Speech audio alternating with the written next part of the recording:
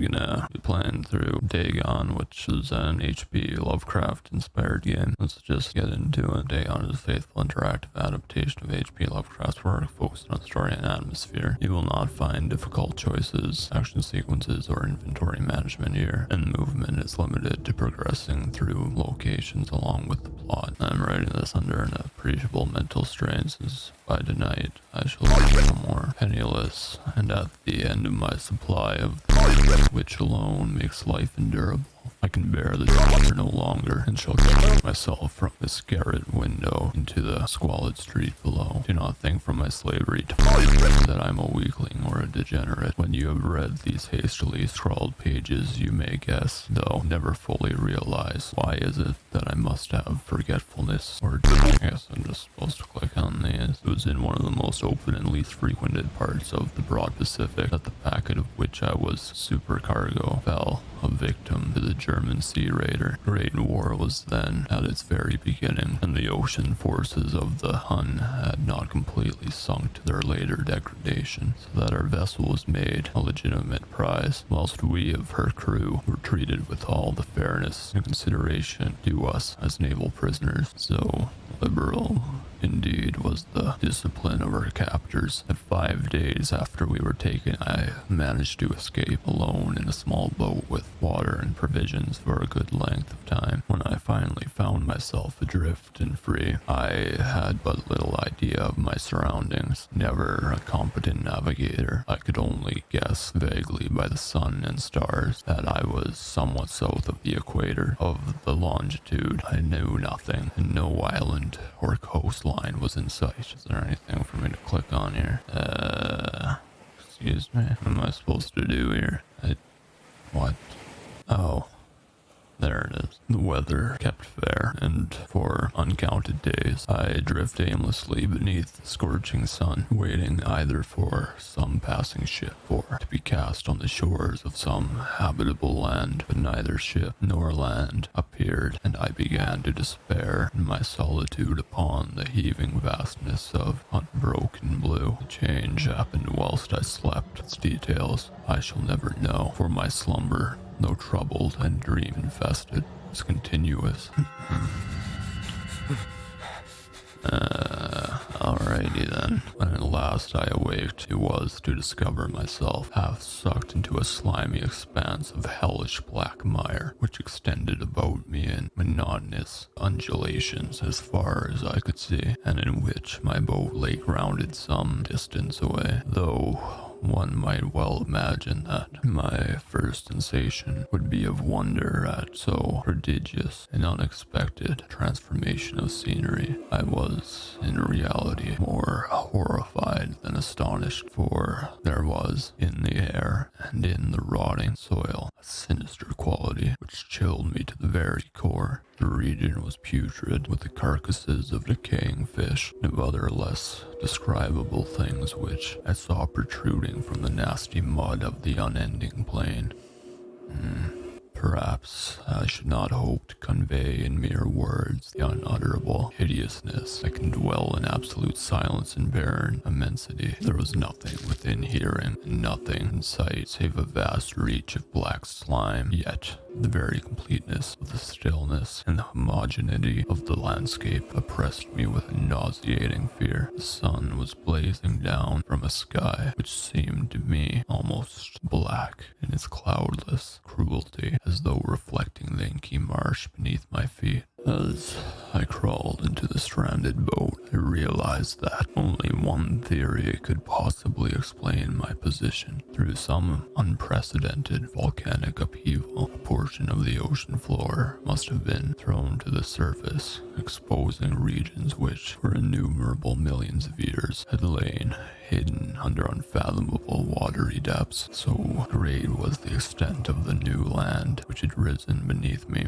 that I could not detect the faintest noise of the surging ocean. vision strained my ears as I might, nor were there any sea fowl to prey upon the things. For several hours I sat thinking or brooding in the boat, which lay upon its side and afforded a slight shade as the sun moved across the heavens. As the day progressed, the ground lost some of its stickiness and seemed likely to dry sufficiently for traveling purposes in a short time. At night, I slept but little, and the next day I made for myself a pack containing food and water, preparatory to an overland journey in search of the vanished sea and possible rescue. On the third morning, I found the soil dry enough to walk upon with ease. The odor of the fish was maddening. I was too much concerned with graver things to mind so slight and evil, and set out boldly for an unknown goal. All day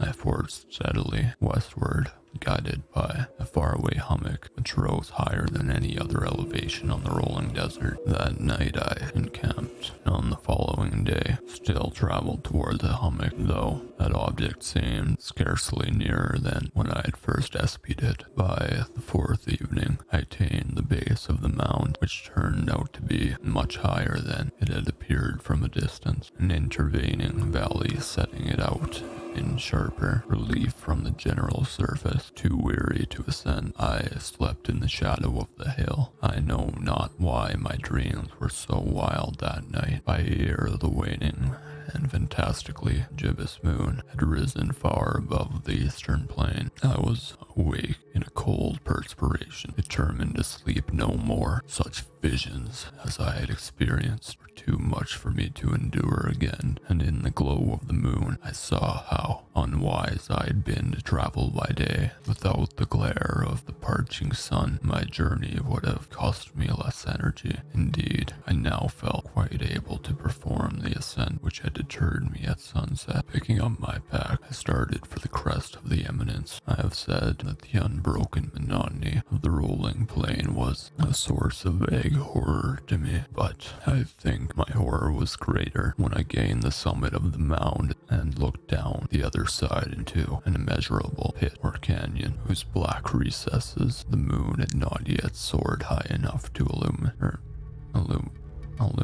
I felt myself on the edge of the world, peering over the rim into a fathomless chaos of eternal night. Through my terror ran curious reminiscences of Paradise Lost and of Satan's hideous climb through the unfashioned realms of darkness. As the moon climbed higher in the sky, I began to see that the slopes of the valley were not so perpendicular as I had imagined. Ledges and outcroppings of rock afforded fairly easy footholds for a descent, whilst after a drop of a few hundred feet, the declivity became very gradual, urged on by an impulse which I cannot definitely analyze. I scrambled with difficulty down the rocks and stood on the gentler slope beneath, gazing into the Stygian deeps where no light had yet penetrated. All at once, my attention was captured by a vast and singular object on the opposite slope, which rose steeply about 100 yards ahead of me, an object that gleamed whitely in the newly bestowed rays of the ascending moon. That it was merely a gigantic piece of stone, I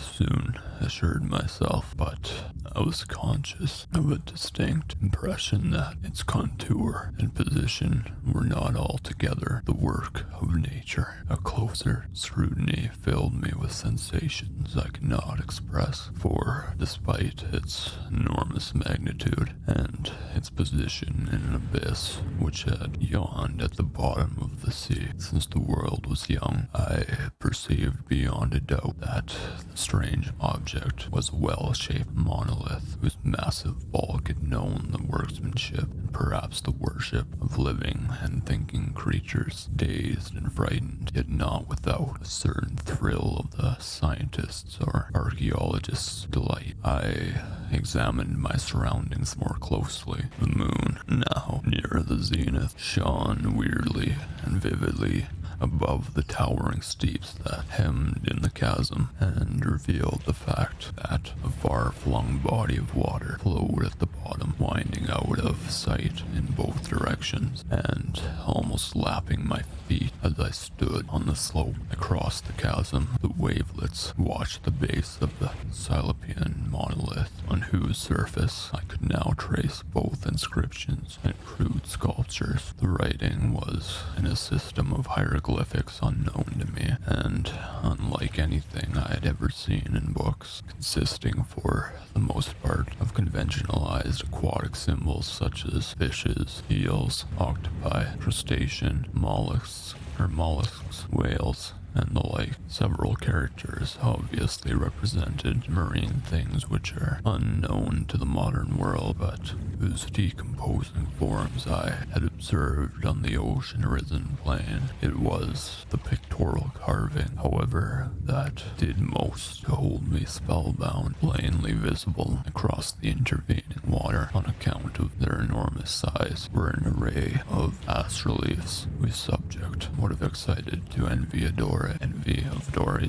I think that these things were supposed to depict men, at least a certain sort of men, though the creatures were shewn disporting like fishes in the water, or some marine grotto, or paying homage at some monolithic shrine which appeared to be under the waves as well. Of their faces and forms I dare not speak in detail, for the mere remembrance makes me grow faint, grotesque beyond the imagination of a Poe or Bulwer. They were damnably human in general, outlined despite webbed hands and feet, shockingly wide, flabby lips, glassy, bulging eyes, and other features less pleasant to recall. Curiously enough, they seemed to have been chiseled badly out of proportion with their scenic background, for one of the creatures was shewn in the act of killing a whale, represented as but little larger than himself. I remarked, as I say, their grotesqueness and strange size, but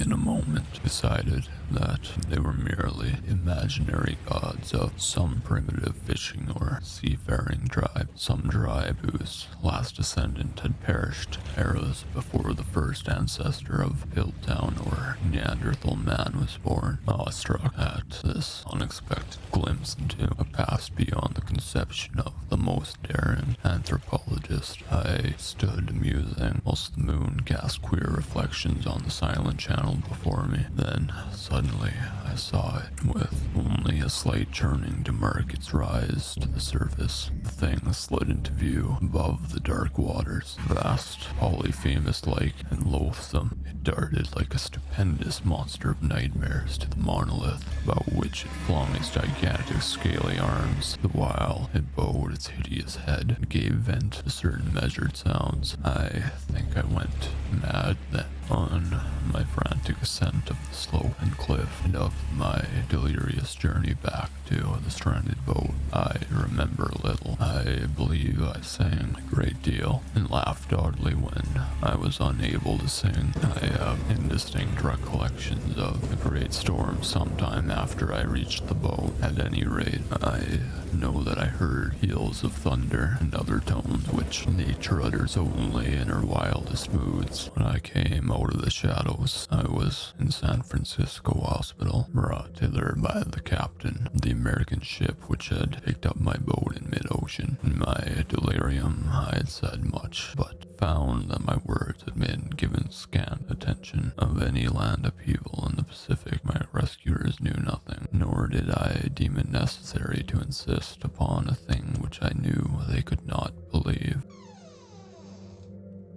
Once I sought out a celebrated ethnologist and amused him with peculiar questions regarding the ancient Philistine legend of Dagon, the fish god, but soon perceiving that he was hopelessly conventional, I did not press my inquiries. What am I supposed to click on here? What was the point of coming over here? I don't know. It is at night, especially when the moon is gibbous and waning, that I see the thing I tried, but the sea has given only transient surcease and has drawn me into its clutches as a hopeless. Now I am full account for the information or contemptuous amusement of my fellow men. Often I ask myself if it could not all have been a pure phantasm, a merely freak or fever, as I lay sun-stricken and raving in the open boat after my escape from the German man of war. This, I ask myself, but ever does there come before me a hideously vivid vision in reply. I cannot think of the deep sea without shuddering at the nameless things that may at this very moment be crawling and floundering on its slimy bed, worshipping their ancient stone idols and carving their own detestable likeness on submarine obelisks of water-soaked granite. I dream of a day when they may rise above the billows to drag down in their reeking talent the remnants of puny or exhausted mankind. Of a day the land shall sink and the dark ocean floor shall ascend amidst universal pandemonium. The end is near. I hear a noise at the door as of some immense slippery body lumbering against it. It shall not find me. Beyond that hand, the window.